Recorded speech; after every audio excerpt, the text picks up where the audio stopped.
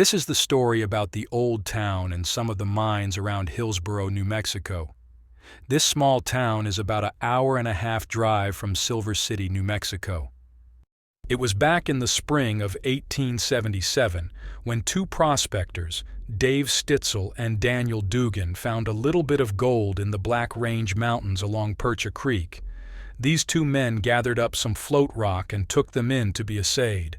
After having the samples assayed, it showed that these samples were running around $160 per ton in gold and silver.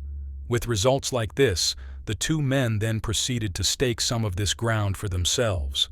Eventually, these claims became known as the Opportunity and Ready Pay mines.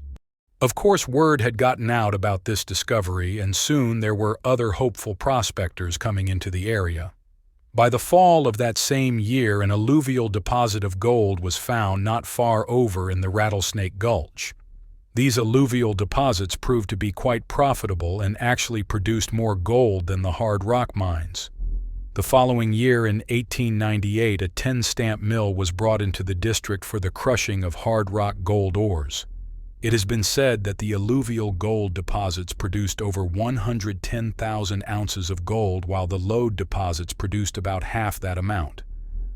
One of the problems in the early days of Hillsboro was the Apache raids, so 4 companies of soldiers were stationed nearby to provide that extra bit of added protection for the miners. With soldiers close by, more people moved into the area, and soon this mine camp started to become more of an actual town. In 1880, the town had around 400 miners, and buildings of brick and stone were starting to be built. These buildings replaced the tents and wooden structures that were slapped up in a hurry at the beginning. By this time, the town had 4 saloons, 4 general stores, a schoolhouse, and a post office, and by 1892, the town had a county courthouse. From 1884, the town was the county seat and stayed that way until 1936, and by 1907, the population was said to be around 1,200 residents. Now, you may have heard in many gold rush stories that prospectors were always out on the hunt for the so-called Motherlode.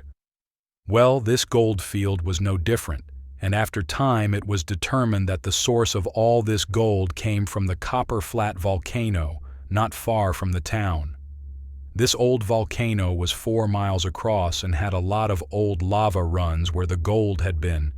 It was also at this old volcano that copper was found while digging the Sternberg shaft, and this deposit became the Copper Flat mine. Then in 1892, the first copper smelter was built, and this smelter ran until the early 1900s. It was also at this time that some of the alluvial gold plays were starting to peter out, and a lot of miners moved on. However, there was a bit of a resurgence around the First World War, and mining picked up once again. This, however, was short-lived, and after the end of the war, metal prices fell somewhat, and mining pretty much came to a standstill. During the busy mining years, the roads coming in and out of Hillsboro saw a lot of traffic as well as a lot of holdups, and so the town's jail became a busy place. Over the years, this jail saw lots of different characters, including 16-year-old Valentina Madrid, who, along with her friend, Alma Lyons. These 2 young girls were accused of poisoning Valentina's husband. They figured that by sprinkling rat poison in his coffee would do the trick. During their trials, both girls said they were forced to do it by Valentina's would-be suitor. However, he was acquitted. The 2 girls were tried, found guilty, and sentenced to be hung. However, the townsfolk protested so much that the girls were given life sentences. Both girls were pardoned by the governor 13 years later. When researching these old mine towns, it seems every one of them had a fire or two that pretty much wiped the towns out. But in this case, I couldn't find any reference to any major fires, except in 1904 when the Union Hotel burned down. That fire is said to have put an end to some of the nightlife for a spell in Hillsboro. There were, however, a couple disastrous floods that occurred in the district, one in 1887 and another in 1914. The flood in 1887 saw 3 people die and a lot of destruction to property. The second flood in 1914 saw the dam on Percha Creek give out and washed away buildings and killed Hillsboro's first sheriff, Thomas Murphy. You can still go to the town of Hillsboro today. It's just a 30-minute drive from the town of Truth or Consequences, New Mexico. Or as mentioned earlier, it's only about an hour-and-a-half drive from Silver City. The town still has around a couple hundred folks who call this place home. People who live here are mostly retired or the artist types, as well as some old-timers, and I would imagine there's a prospector or two who would also frequent the town.